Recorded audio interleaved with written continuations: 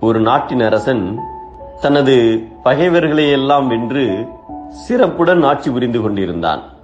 ஒரு நாள் தன் அமைச்சரை அழைத்து, நாம் நம்முடைய பகைவர்களை எல்லாம் வென்றுவிட்டோம், இனி நமக்கு பகைவராக உள்ளவர் எவருமே இல்லர்.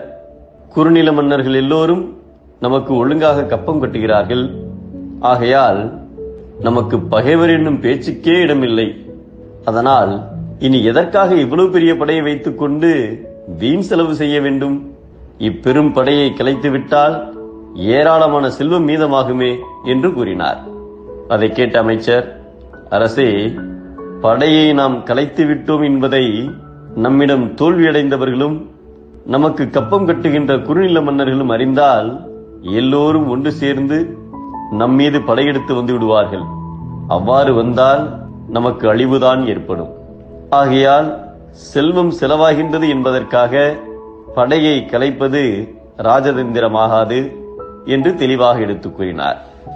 அரசன் அதை கேட்டதும், தேவைப்படும் போது நாம் படையை அமைத்துக் கொள்ளலாமே, கைவசம் செல்வம் இருந்தால் எந்த காரியத்தையும் எளிதில் சாதிக்கலாமே என்று கூறினார். அதற்கு அமைச்சர், அரசே, நம் கைவசம் எவ்வளவு அதிகமாக செல்வம் இருந்தாலும் தேவைப்படும் போது படையை திரட்டிவிட முடியாது. நமக்கு தேவைப்படும் போது படை வீரர்களும் கிடைக்க மாட்டார்கள். இரவு நேரத்தில் ஈக்களை கூட்ட வேண்டும் என்று வெள்ளத்தை குவித்து வைத்து ஈக்களை வேண்டிக் கொண்டாலும் அது வந்து வெள்ளத்தில் மொய்க்காது. அதே போலதான் நமக்கு தேவைப்படும் போது படை வீரர்கள் கிடைப்பதும்.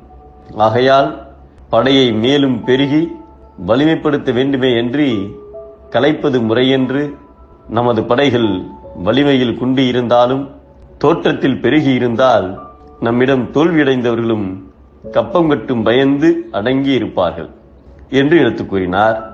அரசன் அதை கேட்ட பின்னர் படையை கலைக்கும் தனது எண்ணத்தை கைவிட்டார். கொல்லும் திறமையும் தடுக்கும் வல்லமையும் படைக்கு இல்லையாயினும் அது தனது தோற்றப்பொலிவால் பகைவர் அஞ்சும்படியான பெரும்